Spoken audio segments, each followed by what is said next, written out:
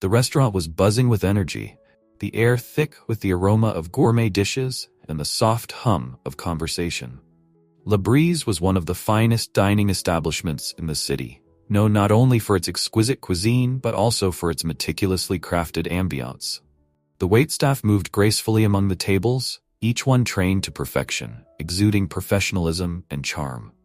Among them was Jamal Carter, a young black man in his late 20s who had spent the last 3 years honing his skills at La Brise. He wore his uniform with pride, a crisp white shirt, a tailored black vest, and polished shoes that shone under the soft lights. Jamal loved his job. It was his passion, and he took pride in providing a stellar experience for the diners. But on this particular night, as the clock neared 8, Jamal's world would shift dramatically. He was serving a table of regulars, engaging in light banter, when a commotion caught his attention at a nearby table. A couple of tables away, a young girl, no older than 8, was gasping for breath, her eyes wide with panic. Her mother, clearly distraught, was frantically slapping her back, but nothing seemed to work. Jamal's heart raced. He had been trained in CPR and first aid, but the thought of a child choking sent adrenaline coursing through him. Without a moment's hesitation, he rushed over, weaving through the tables, instinct kicking in. "Is she okay?" he asked, concern etched across his face. The girl's mother, tears streaming down her cheeks, shook her head. "No, she's choking." Jamal didn't waste a second. He knelt beside the girl, quickly assessing the situation. "Emma, can you talk?" he asked, his voice steady despite the chaos around him. The girl shook her head, her face turning red. "Okay, I need you to trust me," he said, positioning himself behind her. He placed his arms around her waist, performing the Heimlich maneuver, his heart pounding as he pressed inward and upward with force. "You're going to be okay."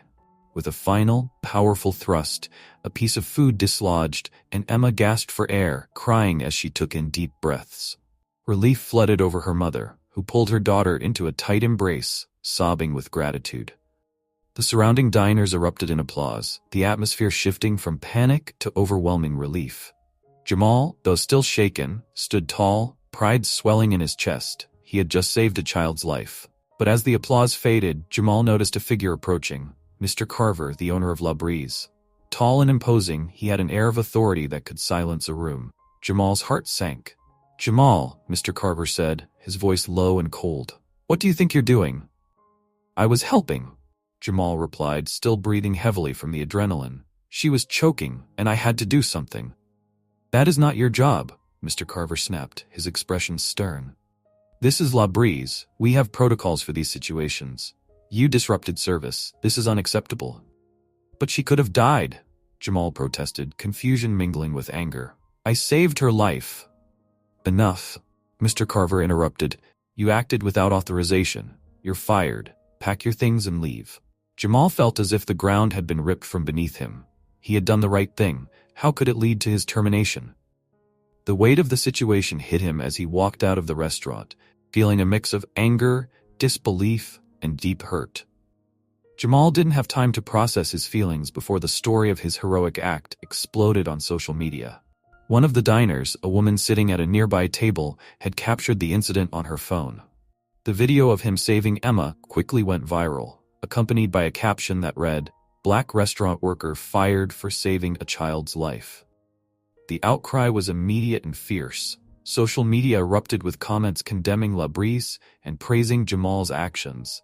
People began sharing the video, spreading the story like wildfire. How can they fire him for saving a little girl? This is disgusting. Boycott that restaurant. Jamal is a hero. La Brise should be ashamed.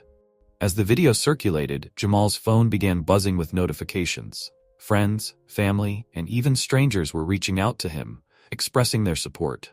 He was thrust into the spotlight, and with it came a wave of emotions: pride, confusion, and a sense of injustice. Amidst the chaos, Jamal received a call from his sister, Jasmine. "Jamal, you need to talk to someone about this," she urged. "You can't just let them get away with it." Jamal hesitated. He had never sought attention, but the injustice of his firing gnawed at him.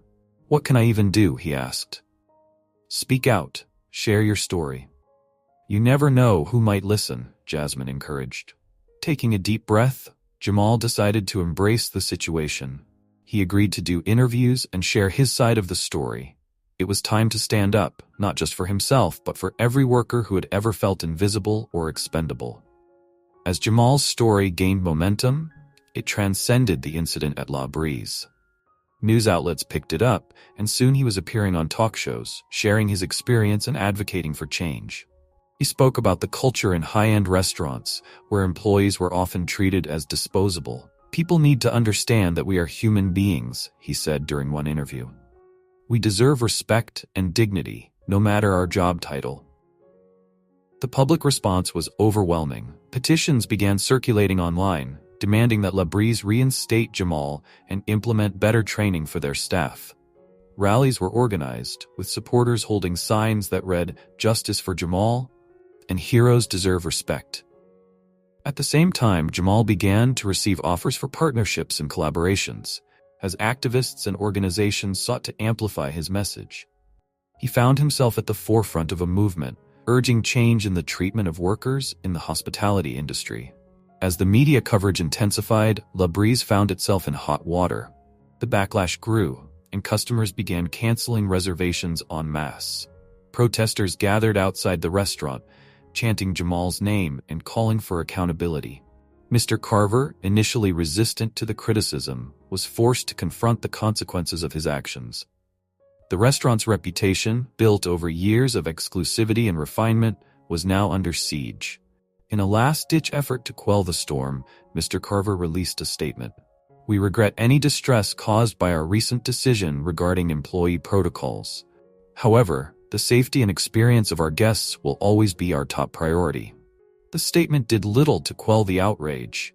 Many saw it as a thinly veiled excuse for their actions. The public was not satisfied. They wanted accountability. Amid the chaos, Jamal received a surprising call from Evelyn Mercer, Emma's mother. "Jamal, I can't express how grateful I am for what you did for my daughter," she began. "We've been following your story, and I want to help." Jamal was taken aback. "Help? How?" "We own several hotels and are involved in community initiatives," Evelyn explained. "We'd like to offer you a position within our organization. You have a gift for hospitality, and we want to make sure you're recognized for it." Tears welled in Jamal's eyes. "Thank you, but I can't accept charity." "This isn't charity, it's an opportunity," Evelyn insisted. "We want to support you and ensure your voice is heard." Jamal accepted the offer, grateful for a chance to start anew. He began working with the Mercers, using his experiences to advocate for better treatment of workers in their hotels and restaurants. It was a chance to rebuild his life and make a difference. With the Mercers' backing, Jamal decided to pursue legal action against La Brise. They connected him with a prominent civil rights attorney who agreed to take on his case pro bono. Together, they filed a lawsuit for wrongful termination, alleging racial discrimination and unjust practices. Jamal's story highlighted a systemic issue within the restaurant industry, sparking conversations about race, power dynamics, and the treatment of workers, especially those in service roles. As the lawsuit progressed, more former employees of La Brise came forward, sharing their experiences of mistreatment and neglect. The tide was turning and the restaurant's practices were under scrutiny. In the court of public opinion, Jamal was no longer just a victim. He had become a beacon of hope and resilience. His story was no longer solely about one incident. It had evolved into a movement advocating for workers' rights. The day of the court hearing arrived and the atmosphere was electric. Jamal sat at the front, flanked by his attorney and supporters, including the Mercers. The courtroom was filled with people, all eager to witness the proceedings. Mr. Carver took the stand, his demeanor defensive. He defended La Brise's policies, insisting that they were in place for a reason. However, under cross-examination, Jamal's attorney skillfully dismantled his arguments, highlighting the inconsistencies in his claims. "Isn't it true that your establishment has a history of terminating employees who challenge protocol?" the attorney pressed. Mr. Carver hesitated, then replied, "We prioritize the guest experience." "And what about your employees?" the attorney countered. "What about their lives?" The courtroom fell silent, the weight of the question hanging in the air. Jamal felt a surge of hope. This wasn't just about him anymore. It was about every worker who had ever felt devalued. Weeks passed as the trial continued, each session filled with testimonies and emotional revelations. Finally, the day came for the verdict. Jamal sat nervously in the courtroom, his heart racing as the judge entered. After careful consideration of the evidence presented, this court finds in favor of the plaintiff, Jamal Carter, the judge announced. A wave of relief washed over Jamal, and cheers erupted from his supporters.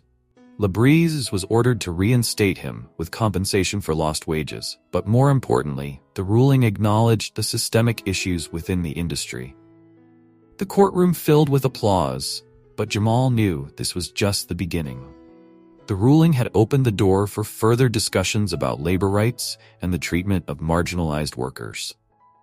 In the aftermath of the trial, Jamal continued his work with the Mercers, focusing on improving labor practices within their organization. His voice resonated in the community, inspiring others to stand up for their rights.